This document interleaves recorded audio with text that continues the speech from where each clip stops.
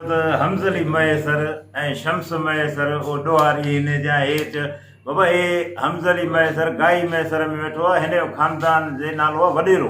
हिन जो वाल साहब वॾो क़मरदीन मैसर जंहिंजे नाले सां हिते कमर कॉलोनी आहे। पंहिंजी ज़मीनदारी जेका हिन वटि प्रॉपर्टी आहे उहो मुंहिंजे ख़्याल में हीअ जेका हिन जी गिरवी थियल प्रॉपर्टियूं न इहे सभु खपाए तॾहिं बि हिन जे हिकिड़े कंहिं प्लाट सां मुक़ाबिलो कोन करे सघंदो।